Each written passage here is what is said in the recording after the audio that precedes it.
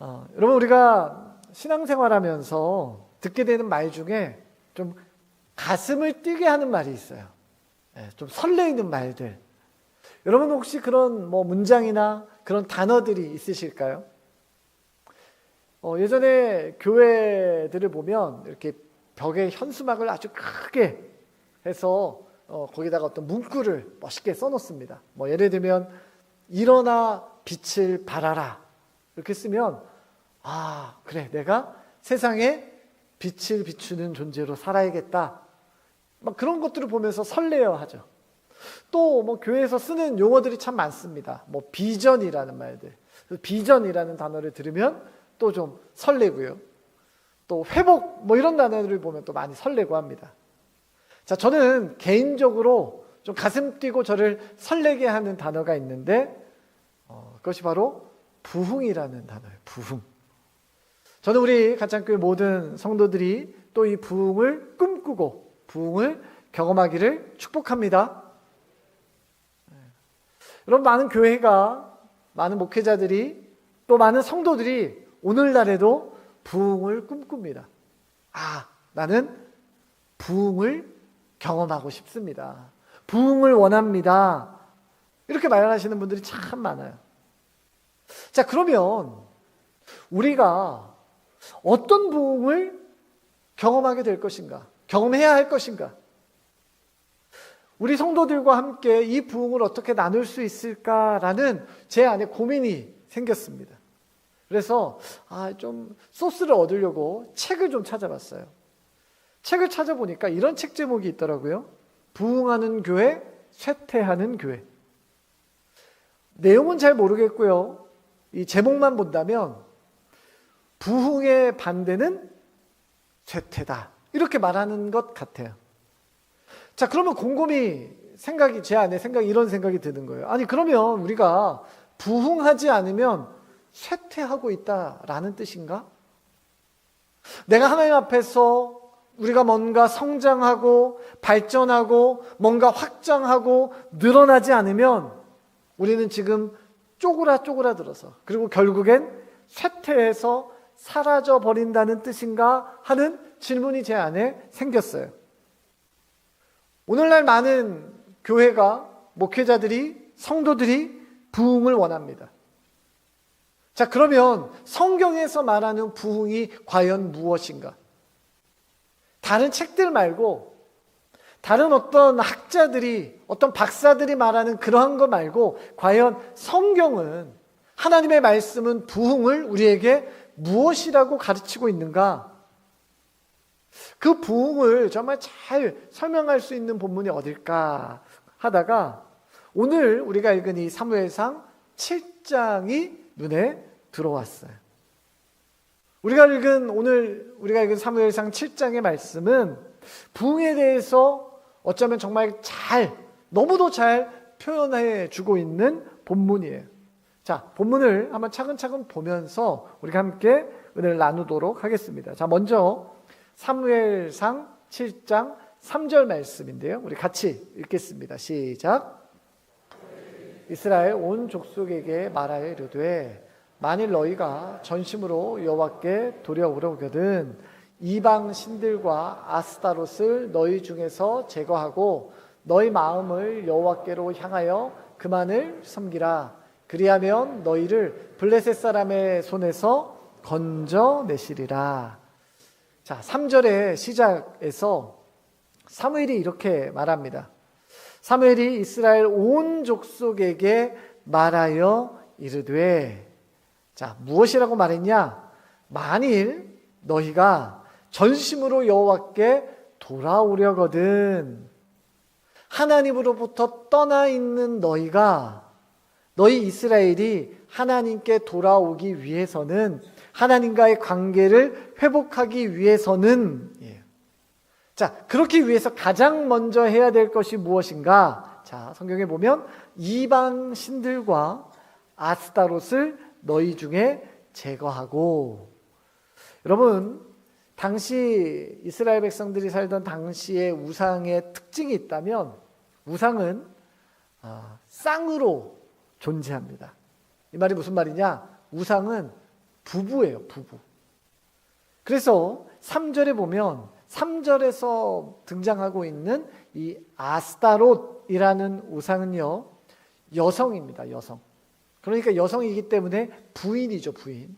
그러면 남편 우상이 있습니다, 남편 우상. 자, 남편 우상 누군가? 4절에 등장합니다. 4절 읽겠습니다. 시작. 이에 이스라엘 자손이 바알들과 아스타롯을 제거하고 여호와만 섬기니라. 자, 남편이 누굽니까? 바알이에요, 바알. 아스다롯이 바알의 아내입니다. 여러분 성경에 보면 아세라라는 우상을 혹시 들어본 적 있으세요? 아세라가 오늘 성경에 등장하는 이 아스다롯의 엄마입니다. 엄마 우상이에요. 이 가족 관계로 되어 있습니다. 자, 성경에 자주 등장하는 우상이에요. 바알, 남성신입니다. 남성 우상. 이 바알이 주는 거는 승리예요. 승리. 전쟁에서 승리하고 이기는 것. 그리고 풍요를 주는 것. 이것이 바알이라는 우상이 주는 어떤 기쁨입니다. 자, 그리고 아내인 아스다롯은 사랑과 다산을 상징하는 우상입니다. 자, 당시에 있는 많은 사람들이 바알과 아스다롯을 섬겼어요. 풍요가 필요한 곳에서, 전쟁에서 승리가 필요한 곳에서는 바알을 섬기고, 또 다산, 아이를 낳을 때나 또는 뭔가 우리 가정에 어려움이 닥쳤을 때엔 아스다롯을 섬겼습니다. 이 두 우상은 사람들에게 우상 이상의 의미였어요. 여러분, 당시 이 이스라엘 백성들에게도 이 우상이 그저 하나님은 버려버리고 하나님은 다 어디론가 잊어버리고 그저 우상에게 절하고 제사 드리는 그러한 우상의 이미지가 아니라 당시 바알과 아스타롯을 섬기는 이 신앙은 당시 사람들에게 있어서는 필수였어요. 필수. 자, 필수라는 말이 어떤 뜻이냐? 모든 사람들이 똑같이 섬겼다는 얘기예요. 자, 그렇다면 이스라엘 사람들은 어땠을까요? 이스라엘 사람들은 하나님을 소홀히 하고 하나님 버려버리고 우상만 열심히 섬겼을까요? 여러분, 그렇지 않았습니다. 여러분, 이스라엘 백성들은 하나님을 정말 잘 섬겼어요. 제물도 잘 준비해서 제사를 드렸고요. 하나님이 명령하신 율법과 또한 규례와 하나님께서 주신 명령을 정말 목숨 걸고 잘 지켰어요. 그런데 이스라엘 백성들은 그만큼이나 바알과 아스타롯도 잘 섬겼다라는 뜻이에요. 여러분, 이것이 말하는 문제점이 뭔가요? 여기서 말하는 문제점이 뭐예요? 여러분, 그것은 이스라엘 백성들에게 있어서 하나님이 더 이상 그들에게 어떠한 영향력도 끼치지 못하고 있다라는 게 문제예요. 여러분, 사람 사는 게 비슷하잖아요. 이스라엘 사람들이 그때 당시에 살아갈 때 어떤 사업을 시작할 때나 자녀를 교육할 때나 취업을 할 때나 또 자녀를 양육할 때나 내가 직장을 구할 때나 결혼을 준비할 때나 내 몸이 병들었을 때나 내 삶의 모든 순간순간 중요한 순간 때마다 그들의 삶의 기준이 하나님이 아니라 오늘 성경에서 이야기하는 바알과 아스타롯을 섬겼죠. 왜요? 모든 사람들이 다 그러고 있었기 때문에 그렇습니다. 여러분, 더 큰 문제는 뭐냐? 이스라엘 백성들에게 있어서 더 큰 문제는 뭐냐? 이스라엘 백성들 생각에 그들은 지금 하나님을 내가 버리고 우상을 섬기는 것이다 라고 생각하지 않았어요. 왜요? 앞에서 말씀드린 것처럼 그들은 하나님을 지금 너무도 잘 섬기고 있었기 때문에 그렇습니다. 시키는 대로 다 했고 하라는 대로 다 했고 빠짐없이 했어요. 하나님이 시키는 걸 다 했는데 실제 그들의 삶은 진짜로 그들이 살아가는 그들의 일상에서의 삶의 기준은 어디에 두고 살아갔냐? 바알이 그들에게 준다라고 약속하고 있는 풍요와 바알이 그들에게 준다고 약속하고 있는 승리와 아스타롯이 주는 평안과 자녀의 복을 우상에게 구하며 살아가고 있었던 거예요. 여러분, 우리가 몸이 아플 때, 우리가 병들었을 때 가장 답답할 때가 여러분 언제일까요? 병들었을 때 가장 답답한 순간. 치료가 힘듭니다. 이 병은 참 낫기가 힘든 병입니다. 혹은 수술을 해야 됩니다. 시술을 해야 됩니다. 물론 이제 이런 경우도 좀 우리를 힘들게 하고 좀 답답하게 하지만 여러분, 그거는 그냥 힘든 거고요. 답답한 건 언제냐면요, 병명을 모를 때예요. 병명을 모를 때. 내가 아파서 병원에 가긴 했는데 병원에 가서 MRI도 찍고 CT도 찍고 피검사도 하고 초음파도 하고 조직검사도 다 했는데 의사가 이거 같기도 하고 저거 같기도 한데 일단 이번에 이 약을 써보고 효과가 있으면 한번 계속 써보시죠. 2주 뒤에 오세요. 이게 제일 답답한 거예요. 아니, 병명이 정확하게 나와서 이게 문제입니다 하면 그게 시술이 됐든 수술이 됐든 뭐든 아파도 통증이 있어도 할 텐데 모르겠는데요. 이것만큼 답답한 게 없는 거예요. 여러분, 사무엘이 오늘 이스라엘 백성들에게 한 말이 있습니다.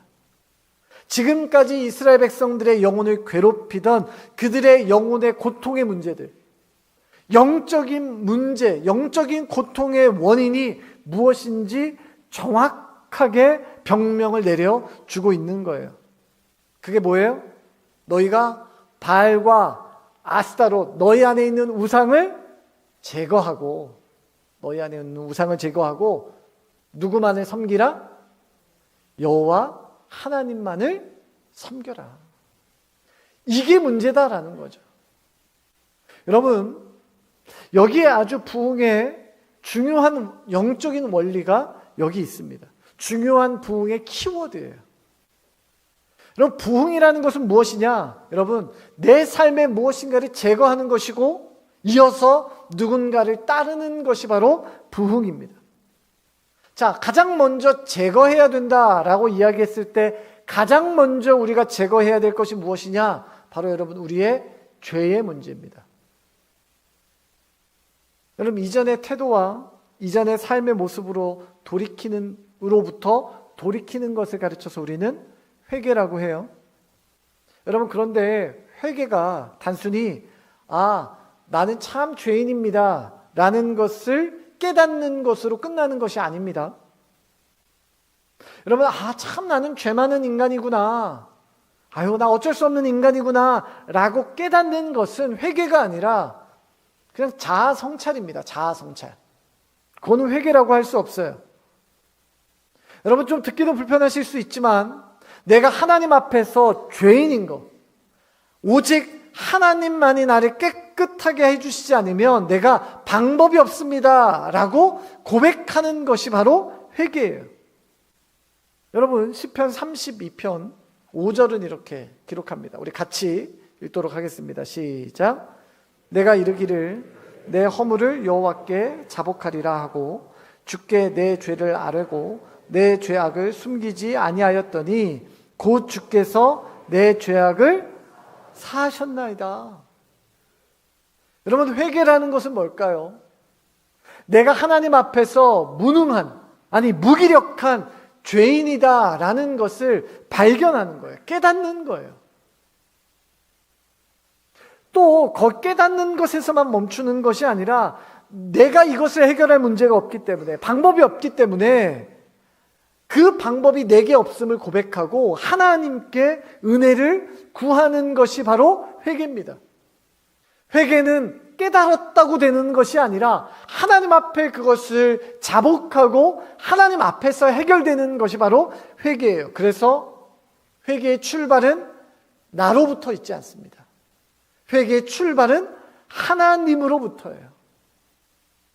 나의 죄를 깨끗하게 하시는 단 한 분, 오직 예수 그리스도의 그 십자가의 은혜를 의지할 때에 예수 그리스도의 그 십자가의 피로 나를 깨끗하게 하시는 그 예수 그리스도를 바라보며 그 앞에서 고백할 때에 그것이 진짜 회개인 것이죠.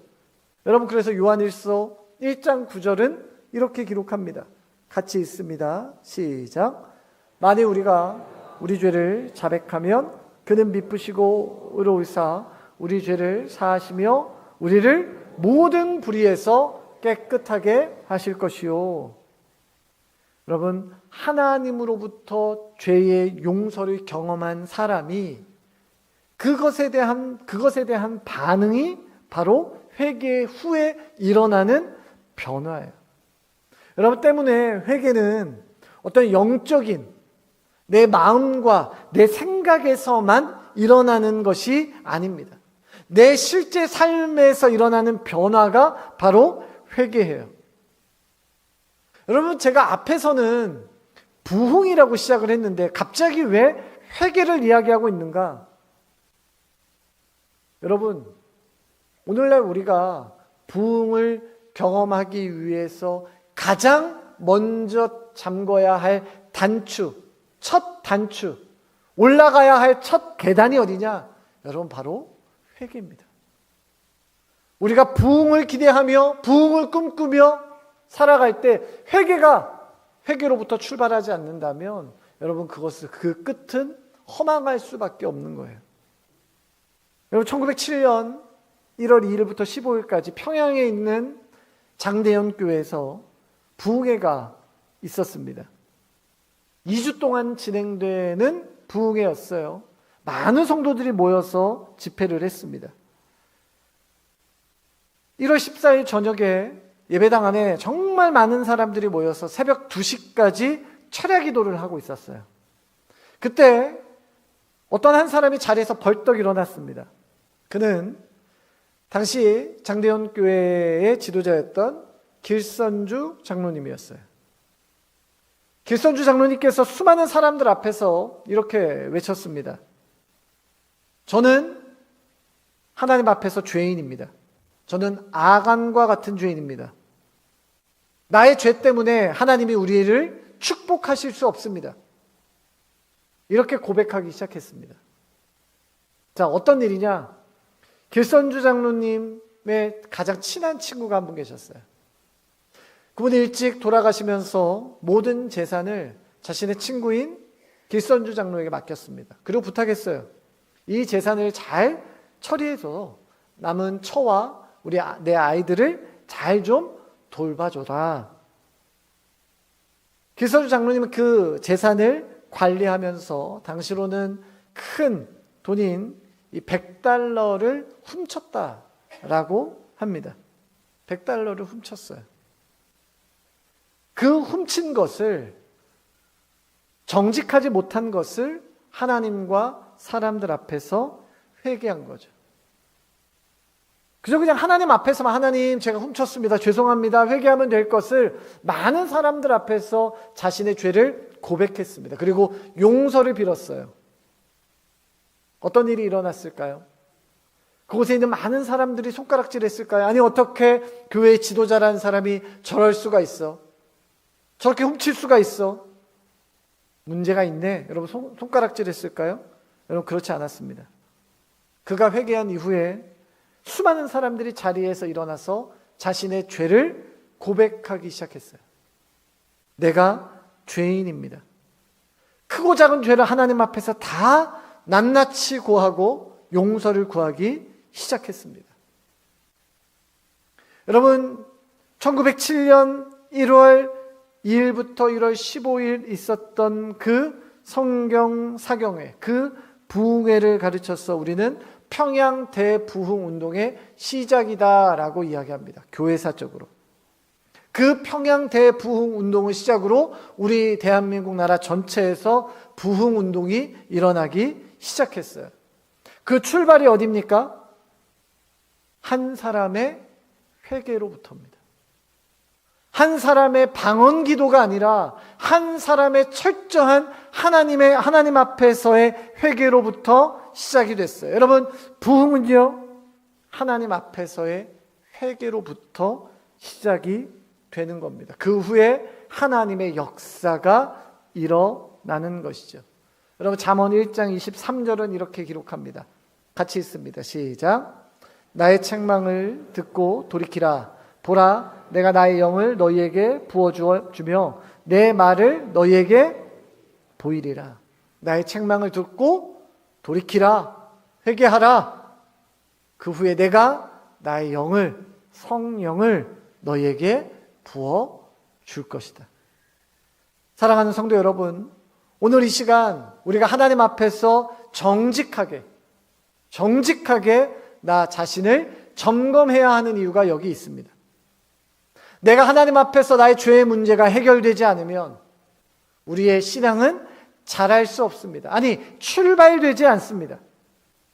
내가 하나님 앞에서 정직하게 회개하며 하나님 앞에 거룩하게 세워질 때 하나님은 우리를 통해서 회복을 일으키시고 우리를 통해서 부흥의 역사를 일으키시는 것이죠. 여러분, 우리가 아무리 열심히 있어도, 아무리 우리가 봉사를 열심히 해도, 내가 교회에서 하는 수많은 훈련을 받아도, 좋은 프로그램과 좋은 행사를 가질 수 있다 하더라도 여러분, 이것이 부흥이 아닐 수 있다라는 것. 왜요? 그 안에 한 영혼의 회개가 없다면, 한 영혼의 하나님 앞에서 정결이 없다면 그 부흥은 다 모래 위에 지은 집과 같이 무너질 수밖에 없는 것입니다. 여러분, 우리가 하나님 앞에서 정결하게 될 때에, 나의 모든 죄를 하나님 앞에 쏟아낼 때에 하나님은 저와 여러분들을 회복시키실 뿐만 아니라 우리를 하나님이 시작하시는 그 거룩한 부흥의 역사로, 부흥의 현장으로 저와 여러분을 이끌어 주시는 것입니다. 회개를 통한 은혜와 감격을, 또 깨닫게 하시는 하나님의 역사와 회복을 경험하고 주님과 함께 부흥을 맛보는 여러분의 삶 되시기를 주님의 이름으로 축원합니다. 여러분, 계속해서 우리가 성경을 보면 이후에 사무엘의 말들이 등장을 해요. 사무엘상 7장 5절입니다.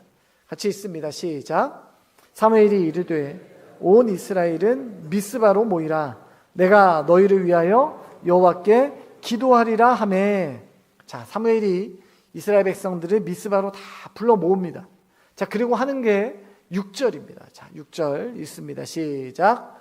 그들이 미스바에 모여 물을 길어 여호와 앞에 붓고 그날 종일 금식하고 거기에서 이르되 우리가 여호와께 범죄하였나이다 아니라 사무엘이 미스바에서 이스라엘 자손을 다스리니라. 먼저 그들이, 이스라엘 백성들이 물을 길어 여호와 앞에 붓고, 이렇게 성경은 기록을 합니다. 우리가 설거지할 때나 빨래, 세탁을 할 때 반드시 필요한 게 있다면 그건 물이에요. 자, 이스라엘도 마찬가지였습니다. 당시 물이라는 것은 정결하게 하다, 깨끗하게 하다, 씻다, 이런 의미를 가져요. 그리고 그것이 영적으로 해석될 때는 회개하다라는 의미입니다. 이스라엘 백성들이 하나님 앞에 물을 부었다라는 말은 그들이 회개했다라는 얘기예요. 우리 교단에서는 세례식을 베풀 때 손에 이렇게 물을 묻혀서 머리에 안수하듯이 세례식을 합니다. 자, 그런데 이 침례교단은 조금 달라요. 침례교단은 교회에 세례를 하는 곳을 할 수 있도록 따로 준비를 해놓습니다. 어떻게 하냐면 욕조나 또는 좀 장소가 여의치 않는 곳은 수영장을 빌려서 하는 것도 있고요. 또 어떤 데서는 계곡에서 산 사이에 있는 계곡에 들어가서 하는 경우도 있습니다. 자, 세례받는 사람을 물에 잠그는 거예요. 물에다 집어넣는 거예요. 어디까지 집어넣냐? 머리가 물에 다 들어갈 때까지, 온몸이 물속에 들어갈 때까지 물에 담갔다가 일으킵니다. 자, 이것이 의미하는 것이 몇 가지가 있는데, 가장 먼저는 내가 물속에 들어갔다라는 것은 죽음을 의미해요. 그러니까 내가 이전의 모습으로, 내가 죄에 대해서는 죽었고 자, 근데 물 속에만 있는 것이 아니라 그 사람이 다시 물 밖으로 나오죠? 물 밖으로 나와서 새로운 생명을 예수 그리스도로부터 얻었다라는 의미가 있습니다. 자, 또 물에 잠겼다라는 말은 깨끗하게 씻겨졌다라는 뜻이에요. 깨끗하게 씻겨졌다. 내가 나의 죄를 깨끗이 예수 그리스도의 보혈로 씻겨졌다. 자, 오늘 본문에서도 물을 길어 여호와 앞에 부었다라는 의미는 무엇이냐? 내가 하나님 앞에서 나의 더러운 마음을 쏟아내고 회개하며 정결하게 되었다라는 자신의 회개의 고백에 대한 어떤 보여지는 행위였어요. 행위. 자, 이스라엘 백성들이 자신의 이전의 모든 더러운 죄들을 하나님 앞에 철저하게 회개하고, 자, 그 다음 행동이 뭐냐 하면 그날 종일 금식하고 돼 있어요. 여러분, 금식이라는 건요, 음식을 먹지 않는 거잖아요. 물을, 몸에 필요한 모든 것을 끊고 라는 뜻입니다. 내 몸이 원하는 거, 내 몸이 막 갈구하는 거, 그거 하지 않고, 내가 하고 싶은 거 하지 않고 멈추고 라는 뜻이에요. 자, 그리고 뭐 했냐? 우리가 여호와께 범죄하였나이다 라고 이스라엘 백성들이 고백해요. 자, 그리고 6절 마지막에 뭐라고 기록합니까? 사무엘이 미스바에서 이스라엘 자손을 다스리니라 라고 기록해요. 자, 여러분, 여기서 다스리다 라는 말은요, 사무엘이 마치 왕이 되어서 어떤 정치적인 통치를 했다라는 말이 아닙니다. 그것은 바로 뭐냐면 하나님 앞에 회개한 이스라엘 백성들을 하나님께서 그들을 통치하기 시작하셨다라는 거예요. 하나님의 방식과 하나님의 방법으로 그들을 다스리기 시작하셨다라는 뜻입니다. 자, 새로운 변화들이 일어났어요. 회개의 역사가 일어났어요. 자, 그런데 그 다음 일어나는 일이 있어요. 바로 7절입니다. 자, 우리 7절 같이 읽습니다. 시작. 이스라엘 자손이 미스바에 모였다함을 블레셋 사람들이 듣고 그들의 방백들이 이스라엘을 치러 올라온지라.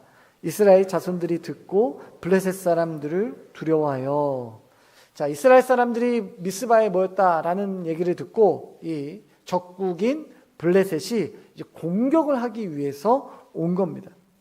자, 이스라엘 백성들이 그 사실을 듣게 되자 성경에 뭐라고 기록하고 있냐? 블레셋 사람들을 두려워하여 라고 되어 있어요. 블레셋 사람들을 두려워하여. 자, 여러분, 이스라엘 백성들의 상황을 지금 좀 한번 볼까요? 그들은 바알과 아세라를 섬기는 것과 하나님을 이렇게 함께 섬기는 것이 큰 문제라고 생각하지 않았어요. 이럴 때는 하나님을, 저럴 때는 바알을 섬기며 살았습니다. 왜? 모두 다 그렇게 살았으니까. 그런데 사무엘을 통해서 그것이 아니다라는 사실을 깨닫게 돼요. 아, 우리가 우상을 함께 섬기는 것, 섬길 수 없구나. 겸하여 섬길 수 없구나. 내가 이제 하나님만, 이전의 모습은 버리고 하나님만 섬기겠습니다. 하나님만 따르겠습니다. 회개했어요. 이전의 삶에서 돌이켰어요. 하나님만 섬긴다고 결단했는데 결과가 뭡니까? 전쟁의 위기가 온 겁니다.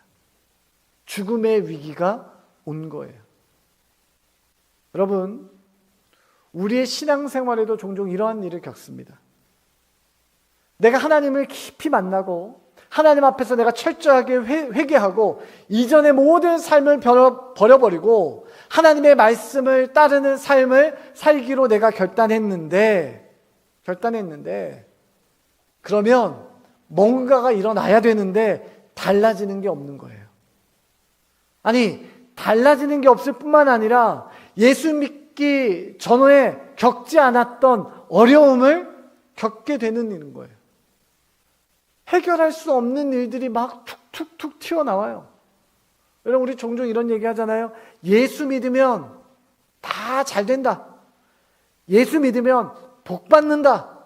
우리 분명히 그렇게 들었는데 다 잘 안 되고 복 잘 못 받고 여전히 위기는 있고 어려움도 있고 풀리지 않는 문제들이 있어요. 답 없는 상황이 내 앞에 펼쳐질 때도 있어요. 여러분, 이럴 때 우리는 왜라는 질문이 생기죠. 아니, 내가 하나님만을 섬기기로 했는데 왜요? 왜? 여러분, 우리는 쉽게 내가 하나님을 정말 잘 따르기로 했는데 왜 변화되는 게 없습니까? 바뀌는 게 없습니까? 라고 자칫 오해할 수 있어요. 여러분, 하나도 바뀌는 게 없는 줄 알았는데요. 사실 바뀐 게 하나 딱 있습니다. 바뀐 게 하나 딱 있어요. 자, 뭐가 바뀌었냐? 바로 나의 반응이 바뀐 거예요. 나의 태도가 바뀐 거예요. 여러분, 오늘 본문의 이스라엘을 보십시오. 8절입니다. 우리 8절 같이 읽습니다. 시작. 이스라엘, 당신은 우리를 위하여 우리 하나님 여호와께 쉬지 말고 부르짖어 우리를 블레셋 사람들의 손에서 구원하시게 하소서 하니. 여러분, 원래 이스라엘 백성들이 살아왔던 방식대로라면 지금 블레셋이 쳐들어와서 이 전쟁을 해야 되는 위기 상황에는 승리하기 위해서 누구에게 도움을 받아야 됩니까? 바알에게 도움을 받아야죠. 왜? 바알은 전쟁에서 승리를 주시는 신이니까. 바알에게 도움을 구해야 할 이스라엘 백성이 지금 사무엘에게 이렇게 이야기하고 있는 거예요. 우리를 위해서 하나님께 기도해 주십시오. 하나님께 쉬지 말고 기도해 주십시오. 그래서 저 블레셋 사람들의 손에서 우리를 좀 구원해 주십시오. 이스라엘 백성들의 태도가 바뀌었어요. 그들의 삶이 바뀌었습니다. 여러분, 그러자 무슨 일이 일어났습니까? 여러분, 10절 말씀인데요. 자, 우리 10절 같이 읽어보도록 하겠습니다. 10절입니다. 사무엘이 번제를 드릴 때에 블레셋 사람이 이스라엘과 싸우려고 가까이 오매 그날에 여호와께서 블레셋 사람에게 큰 우레를 발하여 그들을 어지럽게 하시니 그들이 이스라엘 앞에서 패한지라. 그럼 이스라엘에 얻은 승리는 그들이 전쟁을 잘해서 얻은 것이 아닙니다. 이미 이스라엘이 바알이 아니라 하나님을 선택했을 때, 하나님께 기도했을 때 이미 승리는 결정된 거예요. 여러분, 부흥은요, 결과로 말하는 것이 아닙니다. 그러한 좋은 결과, 우리가 원하는 결과를 손에 넣었다면 이것이 부흥입니다. 여러분, 부흥은 절대 결과일 수 없어요. 오늘날의 교회의 부흥을 결과의 문제로 착각하시는 분들이 계세요. 예배당에 사람 많아지고 주일학교에 아이들 늘어나고 뭔가 풍성하고 많아지면 부흥했다. 물론 성도들이 늘어나고 풍성해지고 하는 것들이 부흥일 수 있습니다. 여러분, 그런데 성경에서 말하는 진짜 부흥은 뭐예요? 이스라엘 백성이 전쟁에서 승리했다가 아니에요. 오늘 성경에서 우리에게 보여주시는 부흥의 시작은 뭐예요? 그들이 하나님께 돌이키고 하나님을 선택한 그들의 삶에 변화가 시작되는 그 순간이 바로 부흥이죠. 여러분, 그래서 절대 부흥은 결과일 수 없습니다. 사랑하는 성도 여러분, 우리의 삶에서 경험하는 부흥도 마찬가지입니다. 뭔가 화려하고 멋진 것이 아니에요. 하나님이 내 삶에 얼마나 놀라운 일들을 행하셨는가라는 결과가 부흥일 수 없습니다. 진짜 부흥은 뭐예요? 내 삶이 거룩하게 변화를 시작했는가? 내가 이제 세상의 방식으로 돌이켜 하나님을 바라보는 그 순간이 우리에게 있어서 진짜 부흥인 것이죠. 때문에 부흥이 시작된 그 순간은 여러분, 그것이 보잘것없어 보일 수 있어요. 미스바에서 모인 이스라엘 백성들이 그저 하나님께 기도해 주십시오 라고 이야기하는 그 말이 별것 아닌 것처럼 보일 수 있어요. 작은 것처럼 보일 수 있죠. 그런데 그 사건을 통해서 어떤 일이 일어납니까? 이스라엘 백성들이 블레셋을 무찌르게 되는 역사가 일어나죠. 정확하게 말하면 하나님이 그 일들을 이루십니다. 여러분, 그러한 작은 변화, 내가 하나님께로 돌이키는 내 삶의 작은 변화가 일어난다면 하나님이 기뻐하시는 놀라운 역사가 우리의 삶에 가득 채워지게 될 것입니다. 그렇다면 내가 하나님께로 돌이키는 바로 이 시간이, 이 순간이 저와 여러분에게 있어서 부흥의 출발점인 것입니다. 사랑하는 성도 여러분, 우리의 삶에 결론을 기대하며 결론을 손에 움켜잡으려고 하는 부흥이 아니라 지금 이 시간 내가 하나님 앞에 회개함으로 나를 정결하며 거룩하게 하고 내가 이제부터 모든 것을 하나님을 기준 삼아 살아가겠습니다라는 그 믿음의 결단과 그 변화를 통해서 내 삶에 이루실 하나님의 부흥을 가장 먼저 경험하는 작은 첫걸음, 첫 단추, 첫 계단을 오르는 여러분의 삶이 되시기를 주님의 이름으로 축원합니다. 시간 우리 찬양하도록 하겠습니다.